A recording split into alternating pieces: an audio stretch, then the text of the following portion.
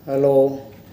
आज मैं भारत के राष्ट्रपति के अधिकार एवं स्थिति के बारे में कुछ महत्वपूर्ण जानकारियाँ देने जा रहा हूँ।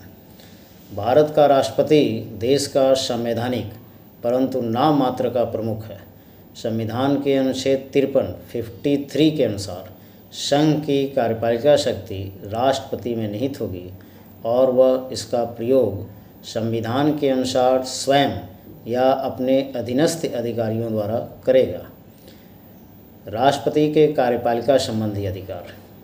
अनुच्छेद 74 के अनुसार राष्ट्रपति को सहायता एवं सलाह देने के लिए एक मंत्री परिषद होगी जिसका प्रधानमंत्री होगा।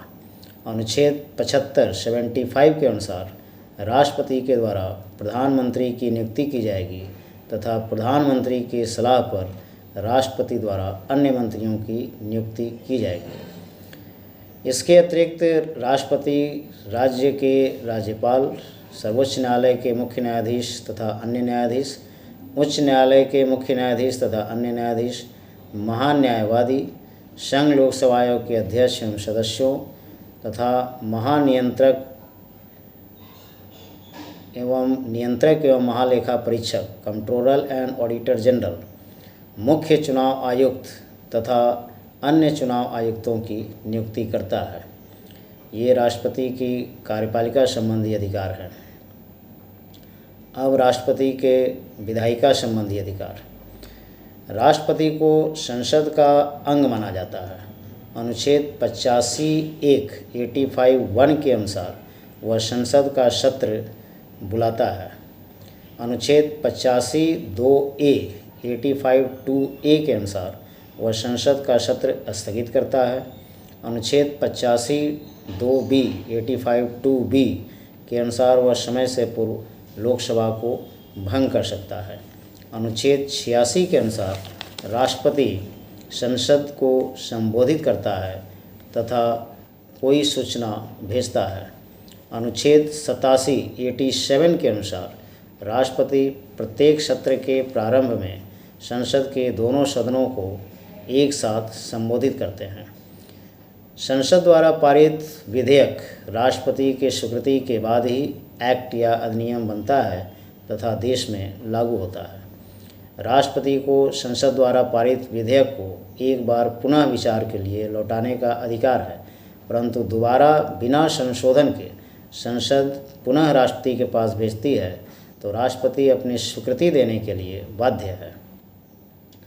राष्ट्रपति विधेयक को अपने पास रोक भी सकता है, जिसे जेबी वीटो कहते हैं, जो भूतपूर्व राष्ट्रपति ज्ञानी जैल सिंह ने डाकघर बिल के संबंध में किया था। धन विधेयक को राष्ट्रपति लौटा नहीं सकता है, क्योंकि धन विधेयक राष्ट्रपति की सहमति से ही लोकसभा में प्रस्तुत किया जाता है। राष्ट्रपति लोकसभा में एंग्लो इंडियन समुदाय के 2 प्रतिनिधि को मनोनीत करता है।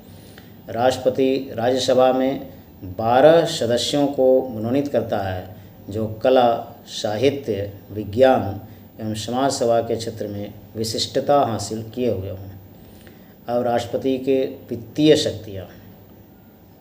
राष्ट्रपति की पूर्व सहमति से धन विधेयक लोकसभा में प्रस्तुत किया जाता है। संसद में बजट राष्ट्रपति के नाम से ही रखा जाता है। वह वित्त आयोग की नियुक्ति करता है। अब राष्ट्रपति की आपातकालीन शक्तियाँ। राष्ट्रपति को 3 प्रकार की आपातकालीन शक्तियाँ प्रदान की गई हैं।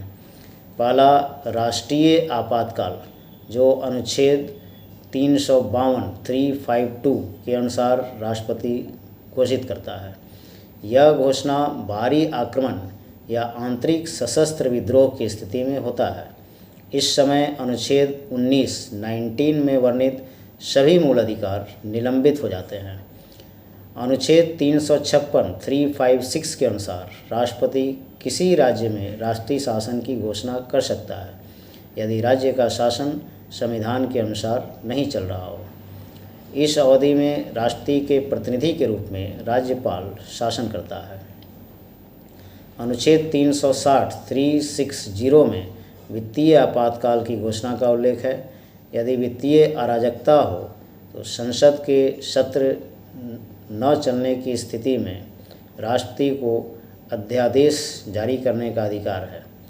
यह अधिकार भी राष्ट्रपति का एक महत्वपूर्ण अधिकार है। यदि संसद का सत्र नहीं चल रहा हो और सरकार को कानून बनाने की आवश्यकता पड़े तो राष्ट्रपति अध्यादेश जारी कर सकता है, जिसका वही महत्व है जो संसद द्वारा पारित विधेयक का होता है।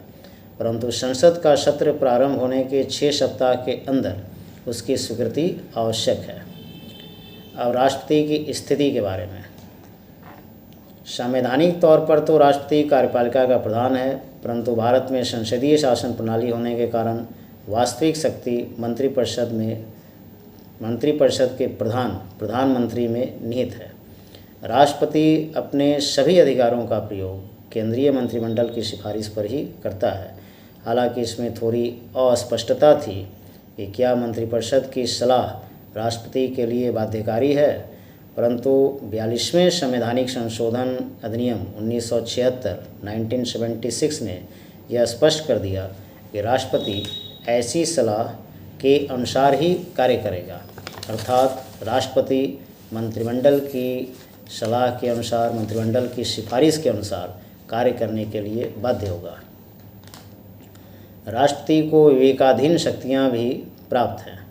वह संसद द्वारा पारित विधेयक को लौटा सकता है या अपने पास रख सकता है।